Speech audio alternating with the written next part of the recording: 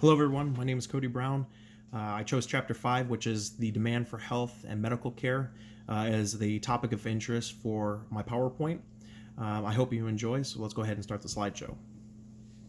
My first slide that I have are some overview questions just to kind of look over and kind of ask ourselves as we go through this PowerPoint that I felt of some type of importance. Why is there such a high priority placed on healthcare within the population? Why do we perform such risky behaviors? What is good health? What are the differences between social class and health? What influences medical demand? Next slide. The demand for health. Health is an extreme value to the American people, which has made it a multi-billion-dollar industry that it is today. We can see this based off of individuals' ability to be able to spend money on a day-to-day medical care, such as seeing annual screenings, and things of that nature. But we also spend on additional services that some other countries that may not have. Some of these things include gym memberships, weight loss programs, health medications such as pre-workouts or vitamins that, again, other countries may not have compared to us. Not everyone tends to believe, though, in good health as it being a necessity in our country. And we can see this by people that tend to do extreme activities such as overeating, skydiving, taking medications recreationally, or alcohol use, speeding. The list goes on, and we all know this. Is the reason, though, our culture performs such risky behaviors because the demand is readily available? Our culture has the ability to get seen at any given time regardless of the issue. It's just how dire it is. And we know this because ERs triage patients. So if somebody has an amputation versus somebody has the cold or flu, obviously the amputation is going to get seen first compared to the flu. But with that being said, though, because people are aware that they can get seen like that, is that a question of why they perform such risky behaviors? Because they know that we in the United States have the ability to get seen at any given time because of that? It's a good question to ask ourselves. Next slide, please. The production of health. H equals health. The H is medical care, other inputs, and time. To have good health, we need to utilize medical care given. Other inputs, devices, medications, and the biggest factor is time. And that's the thing, is when it comes down to it, people tend to lack time when it comes to their health. And what I mean by that is when somebody has a cough or cold, rather than going and getting seen for it at that given time, they wait until it becomes pneumonia before they actually go get seen for it. So it's something else that we have to take into consideration as consumers. You know, we end up paying more money in the long run because we're not getting seen earlier. So it's kind of a give and take. Just like anything in economics, the more we happen to spend on a given product or service, the more improvements we receive. And as we can see in the medical field, you know, the more we utilize a certain type of medication, the more that they're going to try to put more money into that medication to make it more efficient for the consumer. Not only cost efficient, hopefully, but more powerful enough that treatment may not take as long as we were expecting.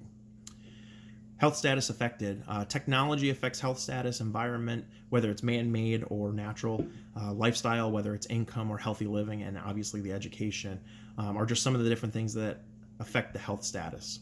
Sometimes health statuses can be affected by disease, or they're also possibly affected by injuries or illnesses resulting from medical treatment itself. Next slide. Measures of health status. So we measure good health by our own opinion. Everybody has their own opinion of what is considered good health to them. An example of this is some people tend to believe that they're obese, yes, but they're still able to move around, but may not seek treatment right off the bat because they haven't reached what they consider a bad point to need to go seek treatment. Okay, the inability to capture what is important to an individual that makes this measurement of health difficult to assess. So we have to understand the difference between mortality, which is the probability of death, versus morbidity, the probability of illness and disability. And it kind of helps start to measure different aspects of health status as a whole. Next slide. Measures of health status continued. Mortality, it's most commonly measured by the number of deaths per 100,000 in the population. It also is adjusted for age, sex, and race. Morbidity, on the other hand, is considered a prevalence of under certain diseases or medical conditions within the population. If you look at the graph on 5.1, table 5.1 on page 147, you can see the difference in relationship from health status to medical care spending on that graph. Next is the quality of life. Chapter 4, we discussed QALY, and it deals greatly with the ability to make the decision of alternative treatments and programs to help people possibly make a better decision for their future, more cost effective for them as well as their family. Next slide, please. Determinants of health status. We have to understand that medical care should not be used as a last resort, and unfortunately a lot of people tend to use medical status or their medical care as a last resort. And this is due to income, education. So obviously, if I happen to have more money, I'm going to tend to go get seen possibly sooner. We can also see that if you look at most of LA, a lot of movie stars and things like that will go out and get reconstructive surgery to look younger and things of that nature.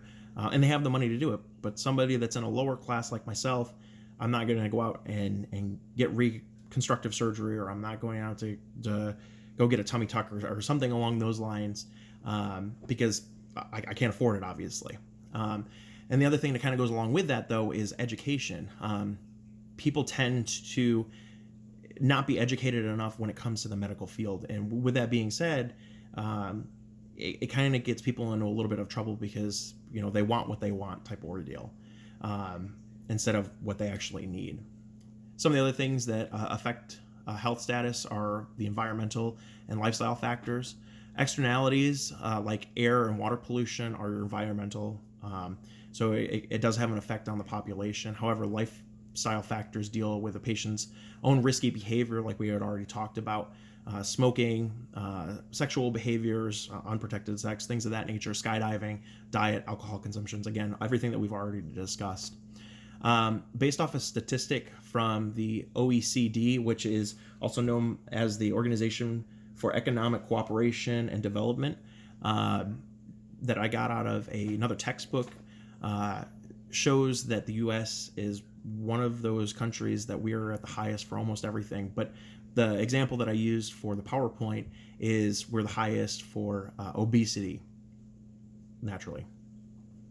The other thing that we have to determine for the health status is genetic factors. There are two: the risk of exposure and risk and recovery. The risk of exposure, we know that certain genetics are going to be hereditary, they're going to get passed down. And then we also have the resist and recover, which boils down to one's own ability to be able to try to recover from the possible disease. And things that are an example of this are anemia, sickle cell, things of that nature. Next slide, please.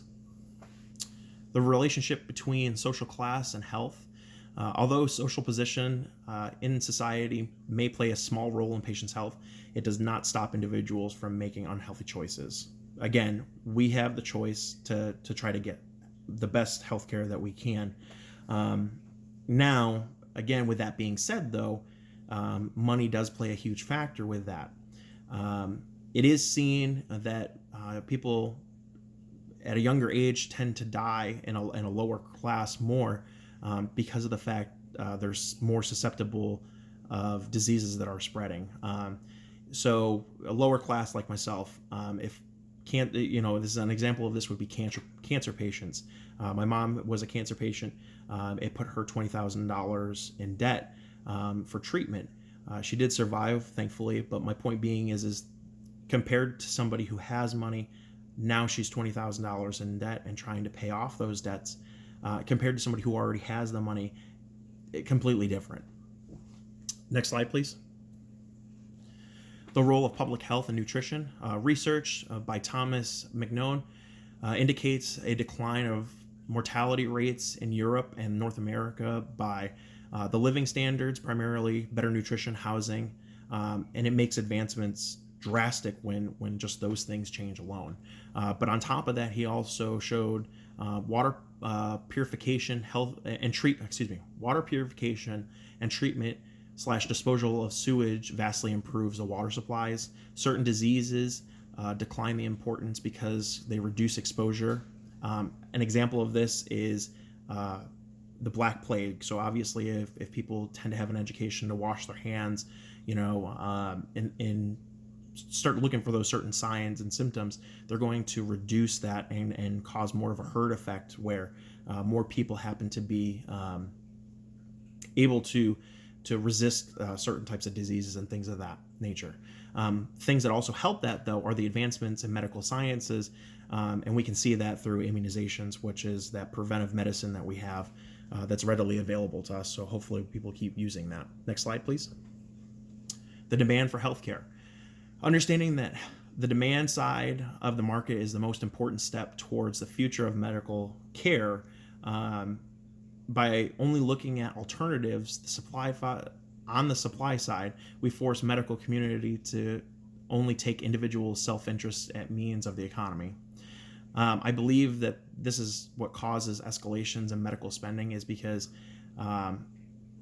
people tend to look at their own self-interests as providers or even consumers, and we as the consumers ultimately at the end of the day are demanding what we want, and that's what's pushing for medical care in certain areas. So we have to be more self-conscious on what we're trying to buy for ourselves when it comes to our own health care. Next slide, please. Medical care as an investment. Resources used to improve health reduce current consumption, resulting in a decrease in amount of money available spending on items in healthcare. Expectations of future consumptions will increase because of the ability to work longer and earn more money, and that came straight out of the book. Several factors that contribute to the improvement of healthcare are current cost of medical care, size of future payoff, the time span over the payoff realized, individual time preference. It is all thought that people tend to get a college education will spend more on their money because they're spending more money on their own education. So they're willing to spend more towards their own medical care. Excuse me. Next slide, please. Factors influenced by the demand. Ultimately, medical care is in demand and when the patient needs the service. I'm not going to necessarily go out and demand reconstructive surgery because I'm not in need of the service. Another example is a pain reliever, such as headaches. There may not necessarily be a demand for Tylenol or Motrin, but the provider will probably give something else to help with that. If you guys look at the attached photo that I have, it shows the relationship between need versus willingness to pay within the society. And again, that came straight out of the book. Next slide, please. Factors influencing demand continued. Patient factors. Consumers decide what is available. Decide out of available treatments. We decide what available treatments when we're given the alternatives. So that's a huge factor. Health status caused by the consumer, illness, injury, or accident. Obviously, one of those is going to give us one of those alternatives towards treatment that we may have. Demographics and characteristics. Higher population areas are going to have more better technology. They're going to have more types of alternatives for the patient than somebody that lives out in a rural area where the closest place is 10, 20 miles away to go get care, and that may not even be a top-notch hospital. Economical standing, again, we've already talked about this, may not have the money for the treatment, so they're going to have to choose an alternative. Physicians factors. Physicians are behind consumers' opinions, and they drive the medical industry through their treatments, but we have to make sure that the physicians are not doing their own demand where they're trying to push on the consumer what they want, because they're going to ultimately get more money out of it. Next slide, please. Measuring demand. It's very difficult measuring demand in the medical care because of various factors. These factors are estimating demand functions, calculating elasticity in the RAND health insurance study. I mean, all of these have different types, but again, it's very difficult to be able to try to measure the demand just based off of the fact that there are too many variables, necessities versus luxuries or superior goods, and then the impact that we as the consumer have on the demand. Next slide, please. So the conclusion that I have, based on our own definition of good health, we can determine the amount of demand that all individuals incur. Many factors are taken into effect when it comes to a determination of demand required. Determinants such as income, education, lifestyle contribute to individuals' willingness to seek treatment. The use of incentives could have a negative impact on the demand, and we must determine when they should be utilized. Next slide. My question that I propose to everybody is, do you believe that there's an ability for healthcare industry to lessen the impact of demand, but able to continue the improvements required for the inevitable illnesses that we're going to have that affect our society in the future? My references are on the next slide. And that is the end of my PowerPoint. If you guys have any other questions for me, please feel free to send me something in discussion or a private message. I appreciate the time, I appreciate the class, and I look forward to speaking to you all again in the future and discussing more with you. Thank you. Bye-bye.